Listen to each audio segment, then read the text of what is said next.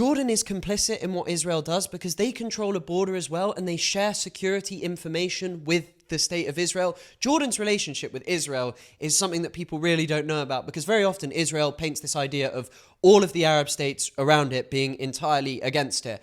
And to an extent, public opinion, yeah, that's 100% true. A lot of the public hate Israel. But a lot of these places, they're motivated by pragmatism. And the King of Jordan, he kind of wanted to control the West Bank and annex it for himself. But once that kind of went away, he's happy with the Palestinians being there. Because again, it's a kingdom, and betraying the Palestinian people in that way would be awful for King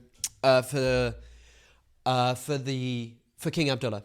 And more generally, this is kind of the case throughout the Middle East. Like, you've seen this with Saudi Arabia wanting to normalize recently, in terms of Mohammed bin Salman does this out of pragmatism, MBS. He doesn't do it because he loves Israel. He does it because he wants investment and he wants to be closer to the United States. So that's why they coordinate, because they all have geopolitical aims and they're all motivated by pragmatism. So the status quo in the Middle East, which is an oppressive Israel and Palestinians being calm, is generally good for their countries. And also, we saw it, and it's not really snowballed into anything, but quite quickly you saw like protests engulfing Tunisia, engulfing in Jordan as well, and this scares them. Protests in relation to what? In relation to the situation in Gaza right now, like As the in, bombing of Gaza. Okay, so they're against it, and Yeah. they want their governments to do more. But what always just has to be noted is these things sometimes go from being about Palestinians to being about why are you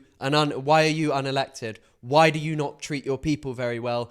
And also, why have you done this? Why can't you support the Palestinians? Because public opinion is always very favourable of Palestinians, except bizarrely maybe for Iran. We would never really know because it's an authoritarian country. But a lot of Iranians really don't like Hamas because Iran pours loads of money into it, whilst Iran really struggles. So